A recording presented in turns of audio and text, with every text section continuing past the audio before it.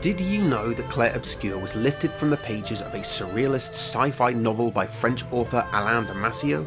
If you're French, there's a good chance you did, because in the world of French sci-fi literature, it has become something of a cult sensation. Creative director Guiliome Broach personally cites the game's main inspiration as cult novel La Horde du Contrevent, which is a much loved and established work of speculative fiction, but nevertheless will be unknown to the majority of players who would encounter it. The game's long-time working title, We Lost, when combined with early imagery of things like airships in motion, suggests it started life as a closer adaptation, before Jennifer Svedberg-Yen joined Guillaume's writing team and the world within a world concept was layered on top, something that we'll get back to, along with creators being established as painters, which of course went on to define much of the game's art style, in time transforming Clair Obscur from a literal adaptation of Horde du Contrevent into something more akin to a spiritual one. Nevertheless, an adaptation it most certainly is, with the original 2004 sci-fi novel detailing the expedition of 23 elite specialists known as the Horde as they trek across a crippled world that echoes ours but is fundamentally unique, following in the footsteps of 33 failed expeditions before them. Their mission? To defeat the source of humanity's greatest threat. This threat isn't a tangible antagonist like the Painterist, but rather a violent and deadly wind that forces civilization to endure an unending assault. Its relentless presence is so immense that over time everything has been bent to its will, from the squat-shaped structures that house all of civilization, to the terrain that's shaped into weird and wonderful and often deadly forms, and even the language that's been shaped by the wind's inevitable impact on virtually everything it's used to describe. Everything is shaped by the wind. Each generation produces a team who train rigorously from birth in order to undertake a mission that they aren't expected to survive, carefully journaling their progression so as to provide a stepping stone to success for those who come after. When one falls, we continue. Not if, when.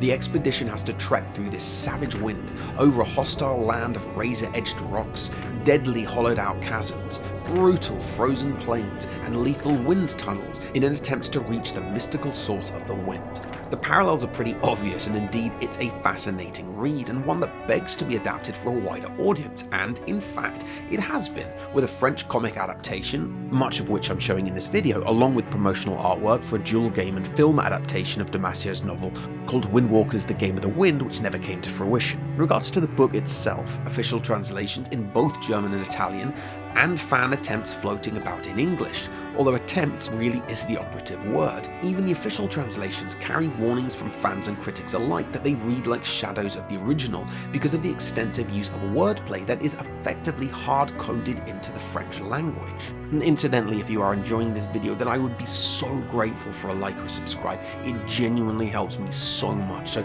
thank you very much if you can. Right, back to the video. It's pretty much impossible to explain without examples, so starting with the most obvious would be the book's trademark use of something called Neologisms, which sounds like a word I just invented, which is pretty ironic considering that is actually what it means, a newly coined expression, or literally a made-up word. And it's a literary technique most famously advocated for by Shakespeare, who loved making up words, and in fact plenty of them you probably would have heard of.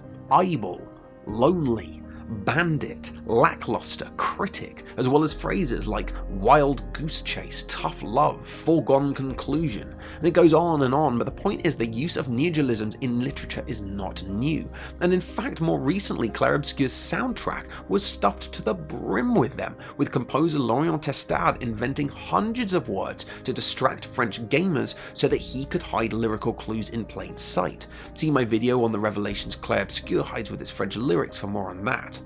But in the case of Damasio, his use of neologisms is a little bit more nuanced, because as well as being an exciting adventure, the book is also a giant metaphor about finding strength through adversity and how life is about the journey and not the destination and so on. So he would often merge two words together in order to draw the reader's attention to that phrase, to ask that they pause for thought and to basically think a little bit more about the meaning.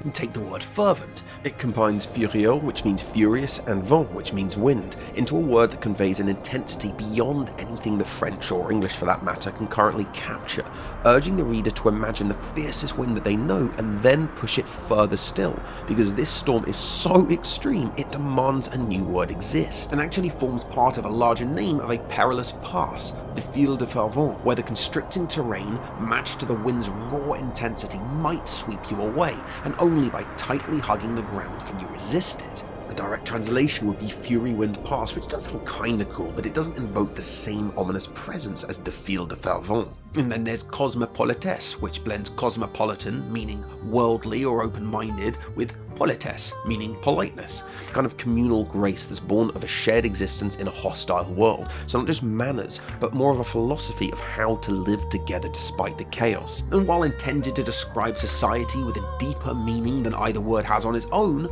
metaphorically it does draw clear parallels with the impartial wrath of the winds. Or perhaps most interestingly is the word volt, which is from revolt, meaning to revolt. Rather than promoting the idea of how you might push against the wind in the same way you might, say, resist against the constraints set by society, instead you focus on the positives in overcoming these obstacles, both physically and metaphorically.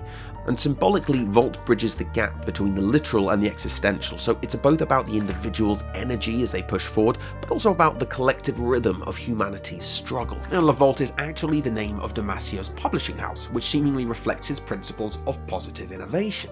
The thing is, Damasio never spells it out like I'm doing, he just randomly coins these new words, and this entices the reader to think deeply about why he did it. But with dozens and dozens, perhaps even hundreds of these neologisms scattered throughout, translating means inventing new words that often then don't make sense in the new language. And to make things harder, this vocabulary then shifts as the story unfolds, with characters using different styles of speech as they advance, and their perspectives begin to change. Words evolve and these phrases morph, essentially meaning that the language you're learning isn't even fixed, which is intentional as the constant flux of the language is supposed to echo the ever-changing terrain.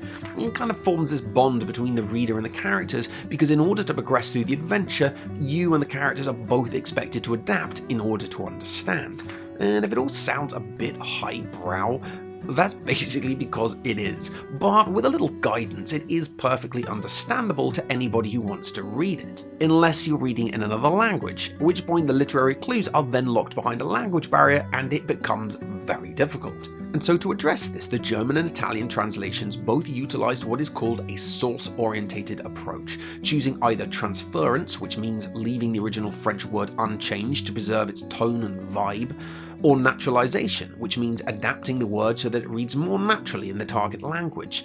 And they did this for every word depending on what fit, but with the best will in the world, the results were apparently pretty lackluster, with both fans and critics reporting that no matter how much you eyeball the text, Damasio's tough love approach to the subtext means there's pretty much a foregone conclusion that trying to understand the symbolism will lead you on a wild goose chase. Thank you, Shakespeare.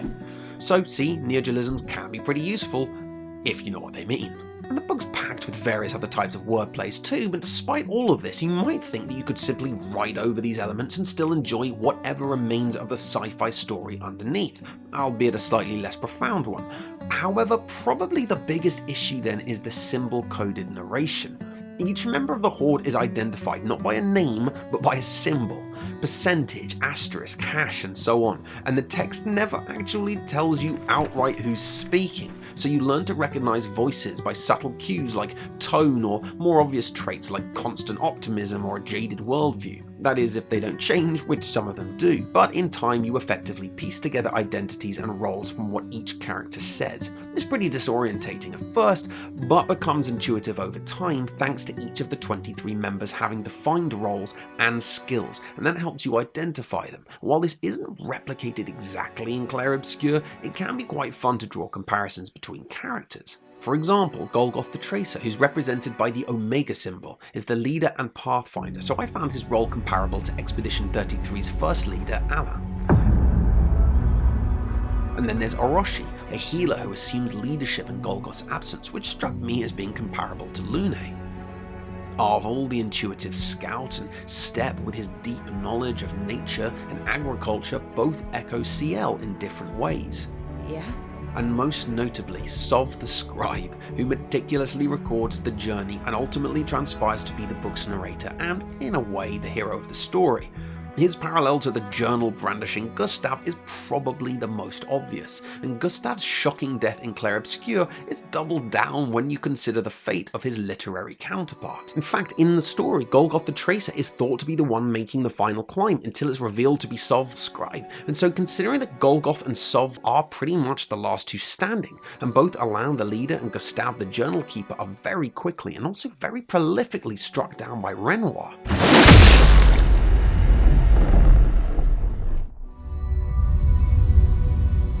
It strikes me that Broach intentionally did this as a symbolic way of severing his characters from the source, so that he could still honour the spirit of the book while establishing his own horde that was fundamentally original.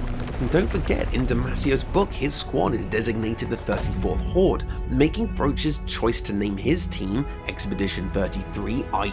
the very next team to leave, an intentional tribute to the book. So I don't think it's much of a stretch that Broach might have chosen to dramatically kill off these two recognizable characters in order to draw a clear line. No, I don't know, I've never heard him talk about it, but you can of course find Expedition 34's journal in-game, and aside from a mention of elemental resistance, I can't say that I spotted any Easter eggs, although if you did, definitely let me know in the comments. That said, what does stand out is that unlike most other expeditions, all but one body propped against a tree trunk are missing, and considering that getting blown away is a fate shared by quite a few members of the Horde, then the missing bodies is possibly a subtle tribute to those lost in the storm. As the book reaches its conclusion, Sov descends the final peak with a startling realization, which serves as the big reveal that rounds off the story. He realizes that he has, in fact, circled the world and he's back where he started, and that the wind, in fact, has no true source. The book is layered with philosophical meanings, but at its core, it leans into the old adage about facing life's challenges head-on, finding purpose through struggle, and taking value from the lessons that are hard-earned. Clair Obscur echoes this same philosophical realization through Alicia. Having endured a lifetime of hardship, she then carries the wisdom gained from that ordeal out of the canvas itself, meaning in the years ahead, she would resist being trapped by toxic memories like those that consumed her mother. Her difficult journey left her changed, not because of what she endured, but because of the lessons she carried away. And Sov heads back toward civilization with his own strength and knowledge, in particular that some obstacles can't be simply defeated, and therefore lives and energy shouldn't be wasted on fighting them when they could be spent on working within the boundaries that they set instead. And Broach isn't subtle about it either. He's proud of the connection because the book is a notoriously complex read and one that he appears to hold close to his heart. But because of the book's lack of translations, he seemingly talks about it in French a lot more than he does in English. On the channel Bizarre de Grenier, Guiliome, along with lead character artist Alain Damasio, sat down for a candid discussion about industry dynamics and personal experiences and how these helped shape the game. And when asked about his inspirations for creating the story, he responds, Paris, obviously, but no, one of the big inspirations for me was La Horde du Contrevent.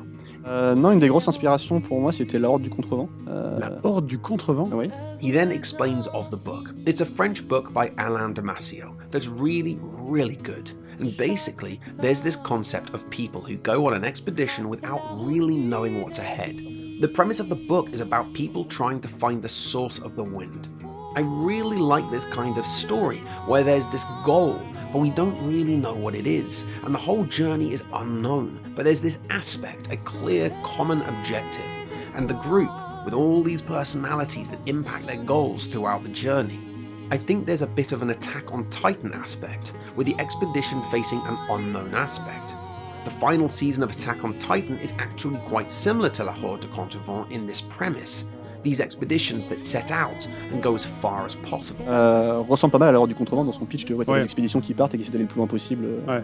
And it is particularly interesting to hear Broach mention Attack on Titan, because this goes a long way to explaining the world within a world concept that he and Svedbergian layered on top of Damasio's story. In this case, he compares the Attack on Titan's Survey Corps to the Expeditioners, And on other occasions when he spoke about it, such as with Games Radar and Game 8, he again mentions the same thing, pushing into the unknown despite the risks. He doesn't seem to dig into it all that much, but as I'm personally quite familiar with the Attack on Titan manga, I found parallels between the introduction of the newest Survey Corps in the comics and a new generation of Horde/Expeditioners in the game pretty much unmistakable. And hell, maybe it is coincidence, but I doubt it. What surely isn't a coincidence is that both tell their stories across lengthy acts, each culminating in a massive narrative revelation that effectively pulls the camera back and reshapes everything that you thought you understood about the world. All of a sudden, the city that was framed by the narrative as humanity's last refuge is cast in a completely new light, and because you were immersed in that same illusion as the characters, the revelation hits you just as hard as it does for them. Neither he or Svedbergian have ever mentioned if Attack on Titan is where this idea took root, and frankly it doesn't really matter. But what is interesting is that as multi-layered and impressive as Damasio's book is, the game takes that concept and adds yet another mind-bending layer around it, such as the premise from Attack on Titan. Clair Obscur has established itself as a modern masterpiece, and like most works of modern fiction, it takes a respectful degree of influence from various forms of media that came before it, with a goal of creating something worth more than the sum of its parts. Broach himself said, "In the end, I spend about 10% of my time just managing teams. Who does what, when, giving feedback and all that, but 90% of my time is hands-on in Unreal, doing things directly." And then he said, "I focus on modeling and textures more than the technical side." This type of hands-off approach can be expected in a studio that operates under a limited budget, but it does mean that the creative lead, like Broach, is often tied up with his own responsibilities and unavailable to steer the various creatives at every turn.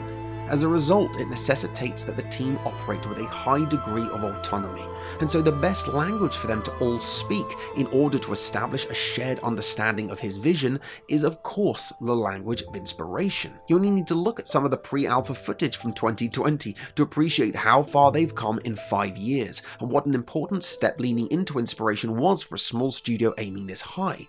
I will preface this with a caveat that there's nothing wrong with it either, it's how the creative process often begins, but if you happen to be familiar with the source material, then usually spotting it can be quite easy.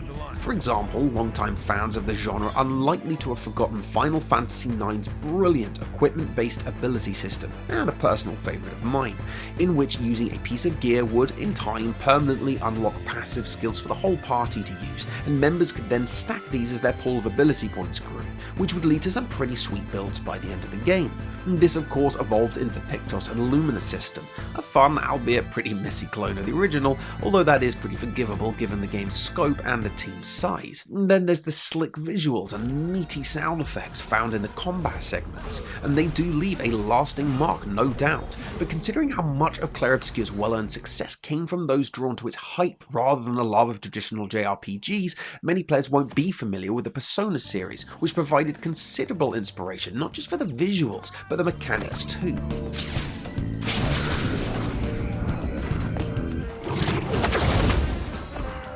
Down to features like ambushing enemies to gain an advantage. Show me your true form!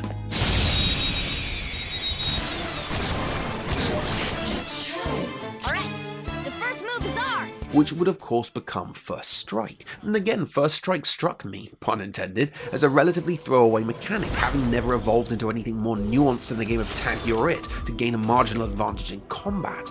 But its presence in the game suddenly makes a lot more sense when you consider the tactical role that ambushing played within Persona's larger combat system, from which Clair Obscur then inherited its mechanics. Broach also cited Sekiro's Shadows Die Twice as the spark for adding parries, and thanked the painters they didn't replicate that system like for like, as Sekiro's combat is brilliant, but nevertheless plays out like a 50-hour masterclass in learning not to hurl your controller out the window. And so, from the haunting vibe of Lost Odyssey, to the Tales game's narrative arcs, Isn't there something else you should be saying?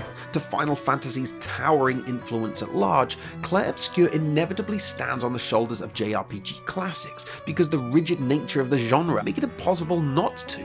However, when considering the Japanese long-time love affair with European fantasy settings, Belgian art director Nicolas Maxen Frankem's native inspirations allowed him to evoke a deeply layered realism to Clair Obscur's aesthetic that his Japanese counterparts simply don't have the means to achieve.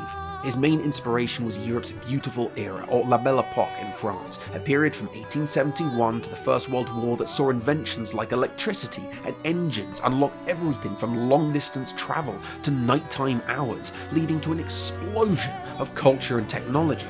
Steampunk, as you might imagine, draws heavily from this very period, but rather than follow that well-worn path that so many JRPGs have before, Nicolas instead tapped into its roots, blending that lush royal colour palette of rich reds and vibrant blues and shiny metals, with everything from period fashion to flying mechanical ships, to build a uniquely striking, jaw-dropping aesthetic now synonymous with Clair Obscur. Broach recognised that La Horde's experimental structure might work in a novel, but it wouldn't translate smoothly into a video game. So instead of mirroring its complex narrative, he leaned into the heart of the story, a tight-knit team venturing into the unknown against overwhelming odds, and so that at least spiritually, if nothing else, Damasio's Horde does live on. But to make the game truly remarkable, Broach needed a lot more than that, and so he drew excellence from every direction he could. Laurent Testard's original score, Nicolas Maxen Frankem's evocative art and atmosphere, expertly executed mocap performance from Maxence Carzola, Charlotte Hopfner, and Estelle Darnaud, a stellar voice cast from the likes of Charlie Cox, Andy Serkis, Ben Starr and Jennifer English, and any mechanic from a lifetime of gaming or shred of profound fiction that gave him goosebumps that he or Jennifer thought might provide worthy inspiration for the game. He trusted his team, and together they crafted a modern classic that future games will no doubt look back on for inspiration. And with such a staggering wealth of media at our fingertips these days, not least of which those that exist behind language barriers, for most of us these types of productions might be the only way that we'll ever experience some of them. And if you have heard of La Horde du Contrevent, or if you have any thoughts you want to add, please do stick them down in the comments. And same goes for any other inspirations that are worth talking about. As always, I'd be super grateful for a like or a subscribe if you enjoyed this dive. Thank you so much. Take care of yourself, and I hope to see you next time.